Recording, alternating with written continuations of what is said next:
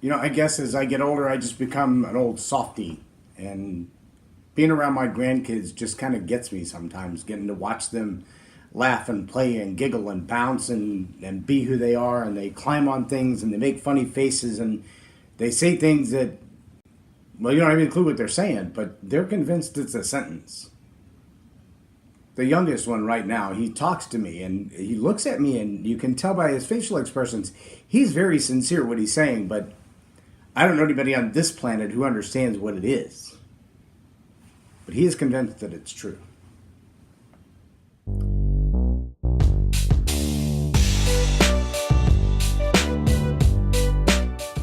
I'm Loren Norris with Leading Leaders Podcast. Last night I had a chance to go to a banquet, a gala. And this is that time of year. I've been to a few already. I've got a few more between now and the middle of November. I missed a couple of galas. They're fundraisers, mostly for nonprofits who work everywhere in the arena, from dealing with the homeless to providing educational material to providing food to helping with unwed mothers and teen pregnancies to just doing good things around the world, building water wells and providing information and supporting other people who are doing that kind of stuff. And it's pretty powerful when you see each of these little groups gathered together with their 500 or so supporters who pour in their heart and their lives and their volunteer time, and they write checks and they show up and do manual labor that's not what they do for a living, but they're willing to do these things after hours. When you see them investing in the cause, just the cause that this organization supports, it's pretty powerful. It's pretty impressive. And when you then understand who some of these people are and what they do for a real living and how important they are in life all on their own, that they would lay all that aside for a minute to go focus on this cause. Well, the one that I was visiting last night is a friend of mine, and the organization has a home for young women who find themselves about to be a mom, and they're horrified, and maybe their family isn't supportive of them keeping the child, whether it's for adoption or to raise. Excuse me. And the result is that they find themselves, if not completely homeless, at least without a support group, without a support network around them. And I know there are a lot of entities that do a similar work that deal with crisis pregnancy, especially for teens. But this particular one, personally, I like their style. I like the humility. I like the compassion. I like the reality. I like the fact that many of them have been there.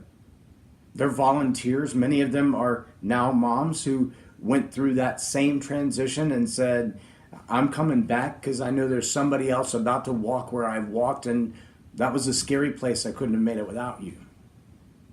Now, maybe you don't know any teenagers who made a mistake, any teenagers who found themselves about to be parents and looked at life and went, what about college? What about high school? What about my career? What about my dreams and my goals? And what about all of those things? And all of those things look like vapor in front of them about to vanish into nothing.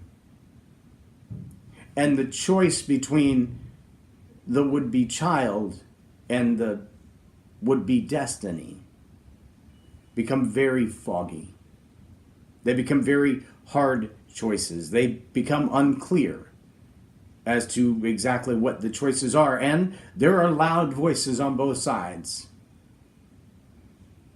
trying to help decide what that life is going to look like. I want to encourage you just to visit their website. I put the link in the description. I want you to go and see what they do and how they do it. And I want you to decide if you could give a weekend and help, if you could give some money and help, if you could just pray for them to help, or if you know someone who needs their help. Maybe it's you. Maybe it's somebody in your life that you're looking at decisions and mistakes and going, man, I don't even know what to tell you, but I know someone who does. I want you to click on that link below. I want you to share that link below, and I want you to tell them, these are some people who've been where you've been and they found a way through. Then it doesn't have to be over. There are a lot of options, and here's some of them. I want you to be honest about that with yourself and with those you care about.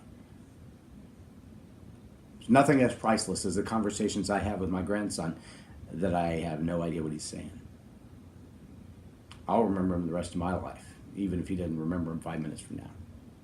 I'm J. Loren Norris with Leading Leaders Podcast for Tell It Like It Is TV. Have a blessed day.